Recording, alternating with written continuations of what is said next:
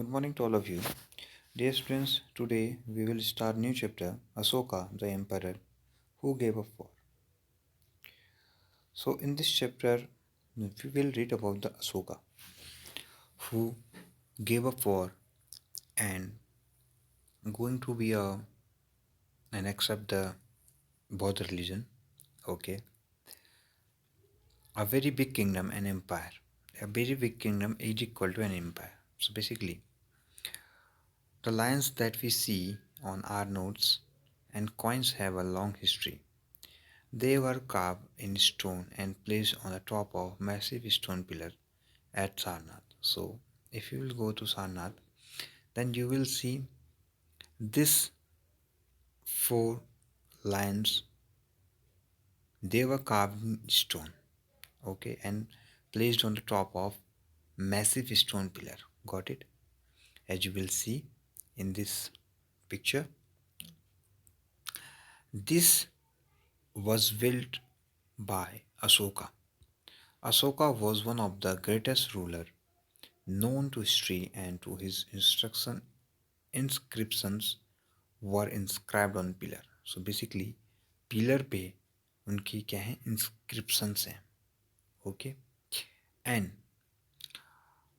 as well as on rock surfaces. Before we find out what was written in these inscriptions, let us see why his kingdom was called as an empire. So basically, why a kingdom called an empire? Okay, we will read in this chapter. So the empire that Ashoka ruled was founded by his grandfather Chandragupta Maurya. Okay, so Chandragupta Maurya was very famous emperor. Okay, more than 223 years ago, Chandragupta was supported by a wise man named Chanakya. So everyone knows who was the teacher of Chandragupta? Chanakya. Okay, और Kautilya that we or Vishnugupta. ठीक है. Many of Chanakya's ideas were written down in a book called the Arthashastra. So okay, so Chanakya की जो book है, there are many rules, there are many ideas. Okay, uh, which is called Arthashastra. Basically, Arthashastra, a book which the Chanakya stole and written that how you govern a empire or administration as well as. Okay, so there were several cities in the empire marked with black dots on a map. These included the capital Paliputra, Takshashila, and Ujjain. Takshashila was a gateway to the northwest. So basically, northwest का जो gateway है, okay, that is called Takshashila, including Central Asia also. While Ujjain lay on the route from north to south India, merchants, officials, and craftspersons probably lived in these cities. So Takshashila, Ujjain, and Patliputra, they are very important or they are very strategic cities at that time. Okay.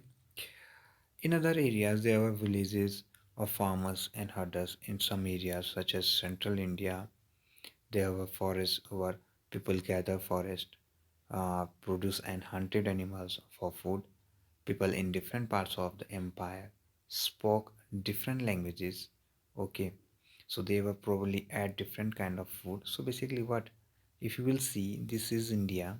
ठीक है, this is Topra, Meerut, Delhi, ठीक है, लुम्बिनी, गुजारा. So these all red dots, okay, inscription were found there. ठीक है, Sopara, okay, Girnar in Gujarat, okay, Brahmagiri, Maski. So all of these, ठीक है, Jauгada. So basically these all red dots are inscription were found. And important cities, in a black dot that you will see, this was the important city at the time: Ujjain, Patliputra, and Takshashila. Okay, now they probably had a different kind of food and wore different kind of clothes as well. Okay, second thing, how are empires different from kingdom? So basically, empires different from the kingdom in a two ways. Okay. Em- Emperors need more resources than kings because empires are larger than kingdoms and need to be protected by big armies. So basically, emperors more resources than king, and empires are larger than kingdom. So the kingdom say that was larger. Okay, empire.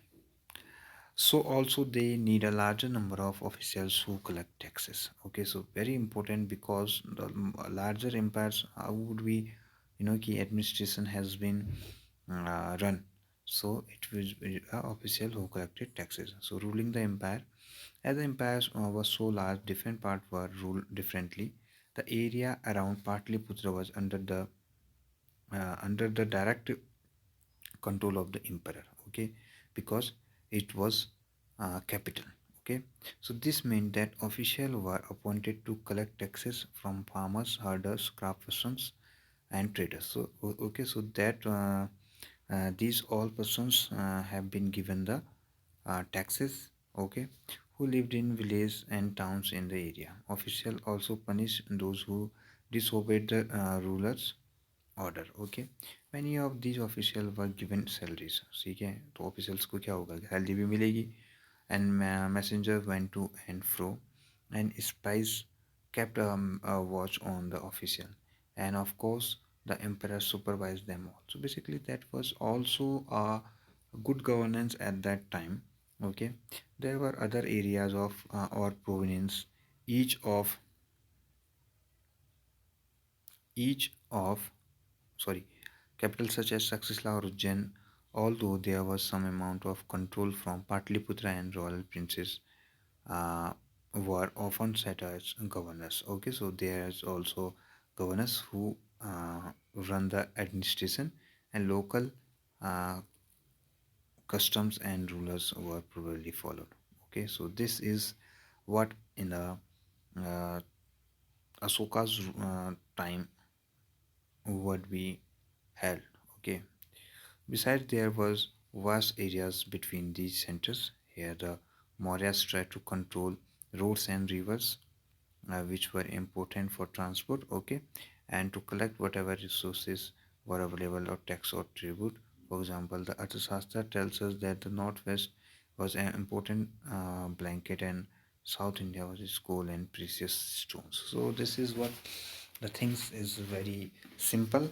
Okay, at that time, or the administration run is going is very well. Okay, so that is the administration has been done at that time. Okay, there was also the forest region. People living in these areas were more or less independent, but may have been expected to provide elephants, timber, honey, and wax to modern officials. Okay, so this is the thing which is the modern. Now we are talking about the Mauryan dynasty. Okay, so basically the Chandragupta Maurya was grandfather of Ashoka. Okay, so this is the end of the video today. We will discuss in our next video Ashoka, a unique ruler. So why Ashoka is a unique ruler, we will discuss. Okay, so goodbye. Have a good day to all of you.